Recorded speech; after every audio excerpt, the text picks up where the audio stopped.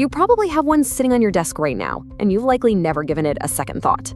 But this simple, humble pencil, it has one of the most amazing origin stories you've ever heard. So let's dive into the surprising story of this everyday instrument. I mean, if a pencil could talk, this is exactly what it would say, right?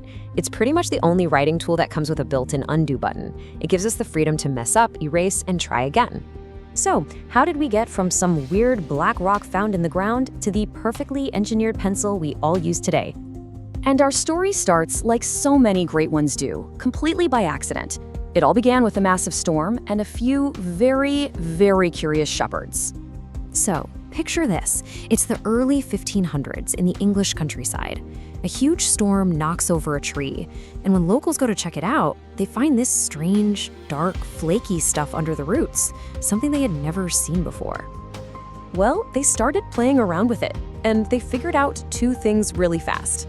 It was solid, and man, it left an incredible mark on things. So what was its first killer app? Branding. Shepherds started using chunks of it to mark their sheep so they could tell whose flock was whose. Okay, but hold on a second. That brings up a pretty interesting question, right? We think of solid stuff as, well, solid. How could it just flake off and leave a mark with just a little bit of pressure? The answer is all about chemistry.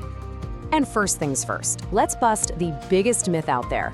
There is zero actual lead in a pencil lead. Never has been. It was always graphite, which is just a super interesting form of pure carbon. Now this is where it gets really cool. See, at the atomic level, graphite is made up of these super thin sheets of carbon atoms, kind of stacked like a deck of cards. The bonds in the sheets are strong, but the bonds between the sheets are incredibly weak. So when you press down on paper, you're literally just sliding off layer after layer of carbon atoms. That's your pencil mark. So the shepherds had this amazing new marking tool, but it came with one major flaw. So let's look at how they tackled the next big problem on the journey to the modern pencil. Yeah, using a raw stick of graphite was a seriously messy business. It was super brittle, it snapped all the time, and it got all over your hands. It desperately needed some kind of case, a housing to make it practical for everybody. At first, the solutions were pretty basic, People just wrapped the graphite sticks in string or little pieces of cloth. But then an Italian couple had a truly game-changing idea. What if we sandwiched the graphite stick inside a piece of wood? And you can see it all laid out right here. From that initial discovery, it took about 50 years or so to get to that first wooden casing in 1560.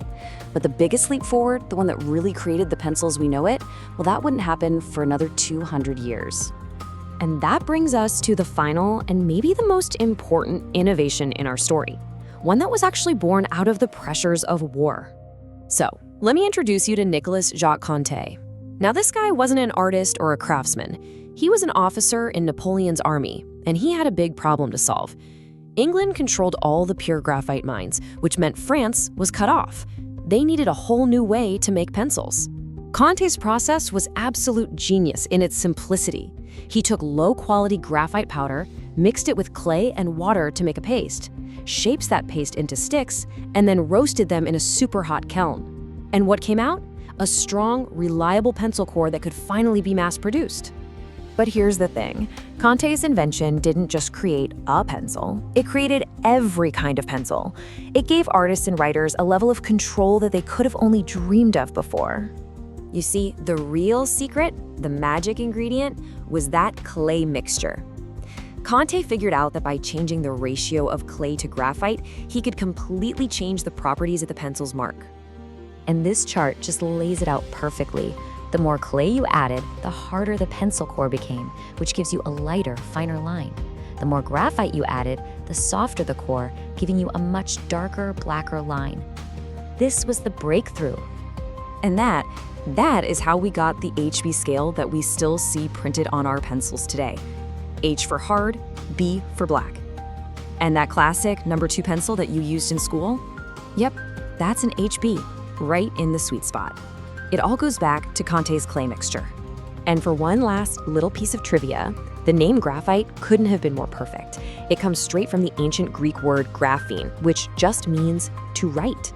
It was literally named for its destiny. So from a chance discovery under an uprooted tree to a wartime invention, we get this simple stick of wood and carbon. It really makes you wonder, doesn't it? What other simple objects sitting around us are just waiting for their own revolutionary moment?